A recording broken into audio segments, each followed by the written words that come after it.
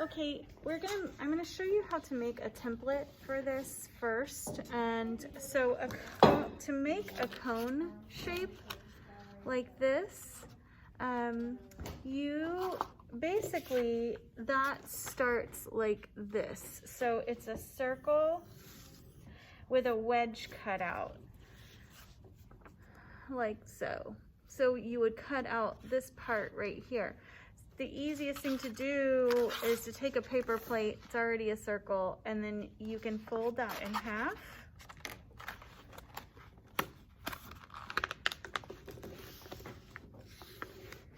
And then to find center, just fold it in half again.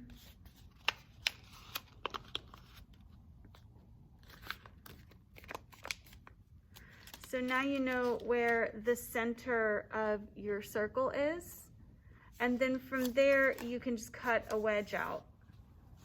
So for me, if you wanted to, you could draw first.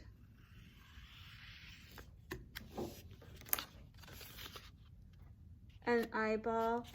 Remember that you can cut less to start and then take your cone and form it.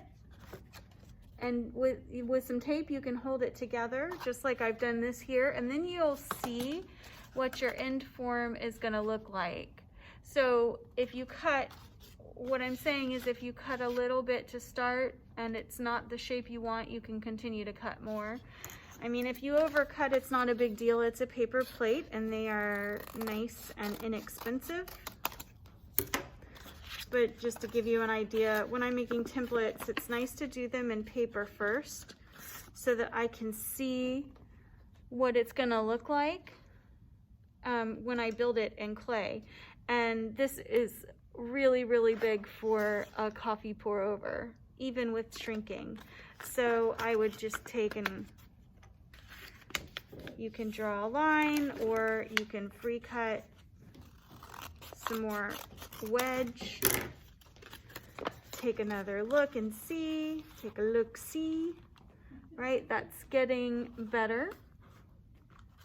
So you get the idea there.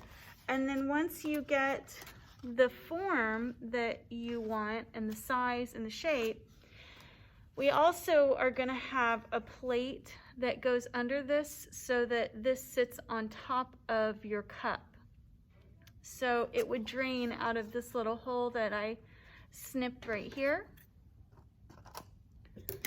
And then this would sit down in here and they would be one piece, and that's gonna sit on top of your cup to make your pour over. And then what I'm also gonna do is hand build a small plate for this to sit on so that when you take it off of your cup after you've brewed your coffee, you have somewhere to sit that with the bottom being wet with coffee. The plate would be a second paper plate.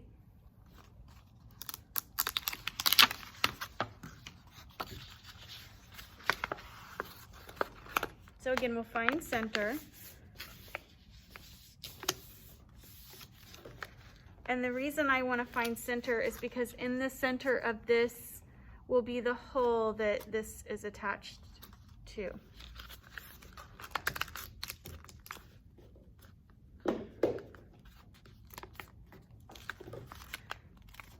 And then actually, I can just go ahead and cut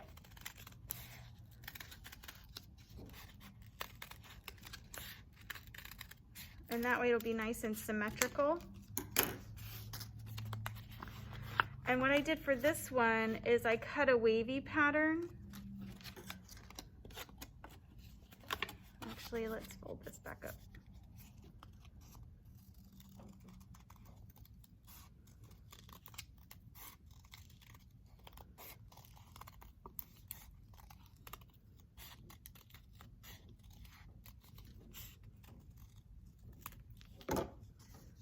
Like so. And then I'm gonna cut that little hole while it's folded up like this. So again, less is more when you're making your initial cut. You can always cut some more away. we can work with that, and we can also cut when we draw the template in clay. This just gives you a nice jumping off point. And then the other thing is, with this sitting down below the surface there, if you wanted to set that down on your plate that you're gonna hand build, this would be tipsy. So I'm actually gonna build a secondary little piece that's gonna fit on the bottom of that and hopefully elevate that enough so that it doesn't roll around on you. So that would be another paper plate, same thing as this, with a little hole in it.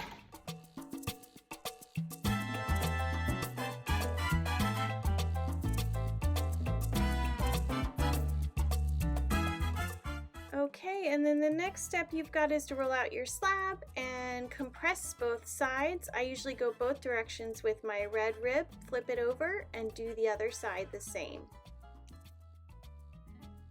After that, you're gonna cut out your templates off your clay, and what I do also is just make sure to mark that middle point of those little plates so that you know where the center of your circle is.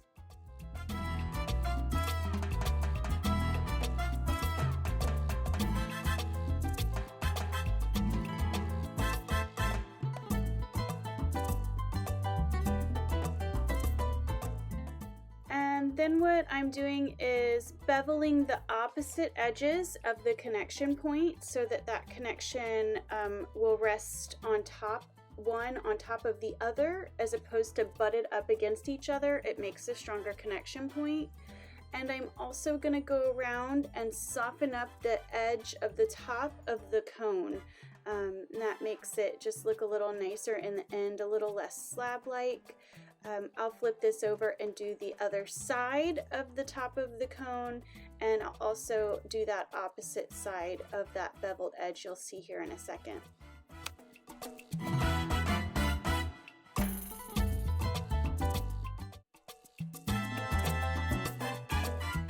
Okay, and then what I'm going to do here is make some really shallow cuts with my razor tool, and this is just a texture thing, so that when I poof the cone out, it will make some interesting texture for the glaze to break over. I slipped and scored those opposite beveled edges and connected those points together. I'm working on blending that seam in. I am going to make an initial cut on the bottom with my razor tool so that I can stand this cone upright and work on it. And I'm also, while this clay is really soft, going to kind of start poofing it out with my hands. I work with my fingers first so that I can feel if I'm going to push through the clay. You can come through with a rib tool, a soft rib tool if you like and prefer, and use that to do your poofs. And then you do want to set it aside for a second, let it set up, and come back to it so you can kind of juggle back and forth between the plate and the little cone so that that cone, you know, the clay's really wet here that I'm working with, so I just want to give it a chance to kind of set up and come back and mess with it some more. So the next step to begin working on your plate is to soften up the edges just like you did your cone, and I'm going to do both sides of these edges.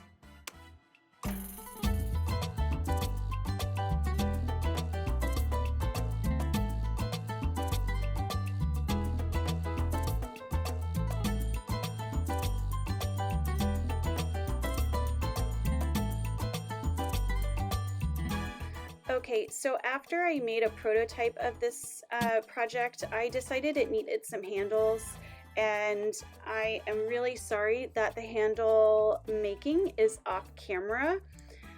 Oops. So there is a handle making video you can refer to. I'm real sorry about that being off camera. I did do a thrown version of this, and I do pull handles for that as well. It would be in the trimming video to follow.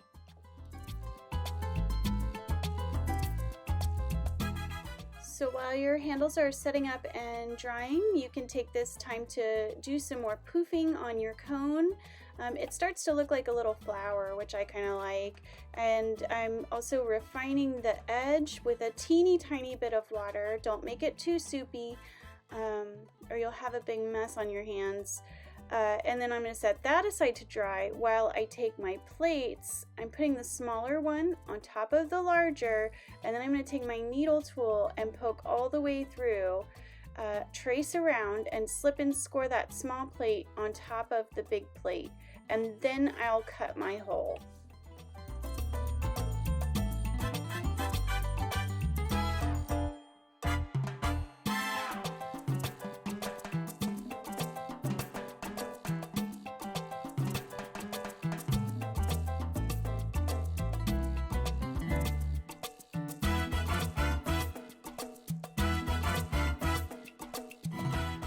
So to cut the initial hole, I take a little straw and a dowel.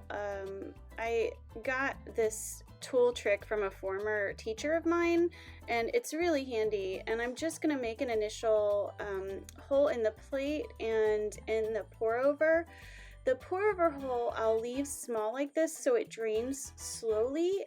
The plate I'm going to cut a little bit larger with my fettling knife. You'll see here in a moment. I just kind of want to mark where center is again on that plate. And remember that the small plate goes on the bottom and the larger plate is going to go toward the cone. Okay, I'm setting the cone down on top of the plate so that I can cut a larger hole. I want to know where it's going to sit on that plate. And then I'll work on making this hole larger. Before I do that, I'm going to put the handle on this little cone. It's a little easier to do it now than before you put it on that plate. So you're going to slip and score your edges, and then we'll work on getting these puppies all hooked up together.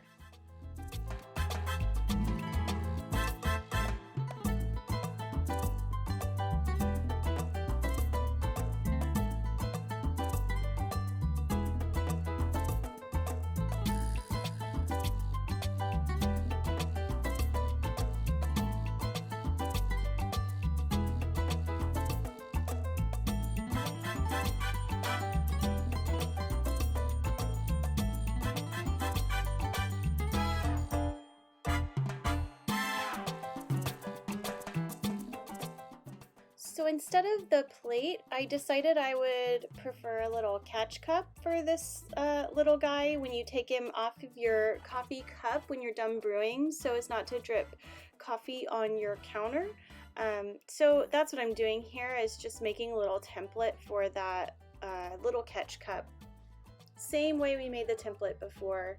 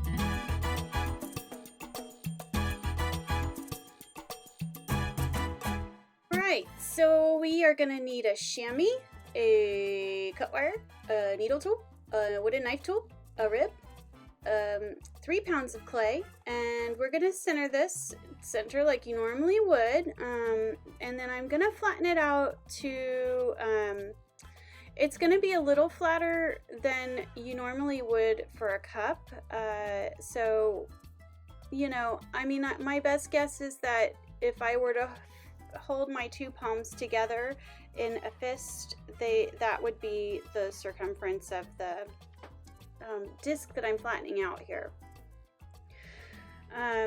So what you're going to do when you go to open this is you're going to push down on the outside of your centered disc of clay, and that is for the plate.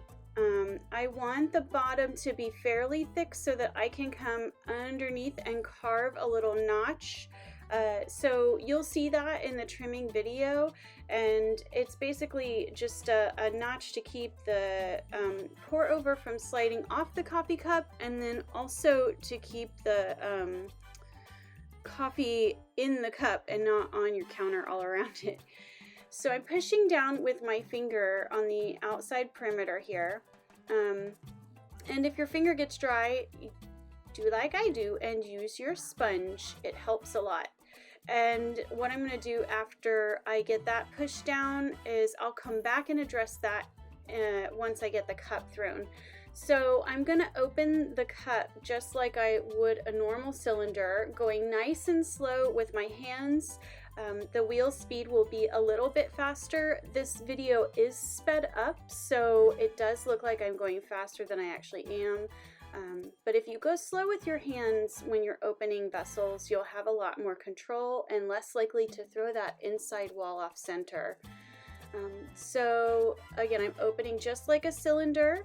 I am leaving the bottom fairly thick for trimming that notch that we just talked about, and then I'll raise this wall, shape the cup, and shape the plate.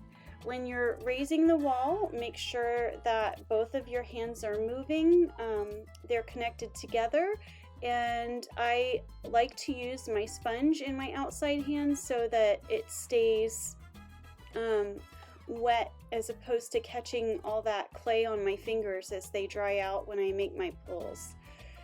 Go slow with your hands and use a light touch, remembering to decrease your pinch pressure when you get towards the top, because that ultimately will thin out a lot quicker than the bottom.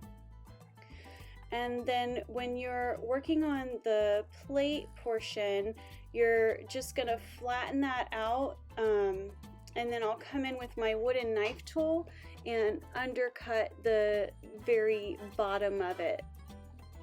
Also, what I do is I'm going to clean up everything with my red rib, and I will also take my chamois and just kind of kiss the rim of the plate and the cone of the pour over and undercut it, and then I'm going to measure the distance of the plate so that I can make a catch plate to set this on after it's done brewing the coffee.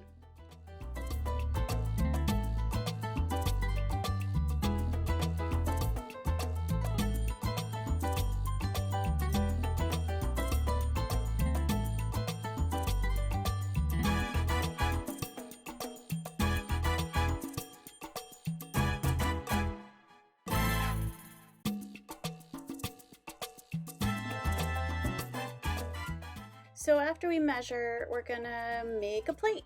So you're gonna center like you normally would, and I push it down fairly flat for making plates. I use my fist with my sponge holding water in the sponge to drag it out, and I'm making it just slightly larger than the edge of the rim of the coffee pour over. Make sure when you're making plates that you compress everything really well. With your sponge, and then with a rib, get all that water out of there. Use my index finger to lift up that edge so that I can throw the rim of the plate, and then I'll lay it a little bit flatter once I get it high enough. undercut with your wooden knife tool because it's hard to get to it once you lay your rim down, and give everything one last little smooch with your rib and your chamois, and then we'll see you next week to finish everything up.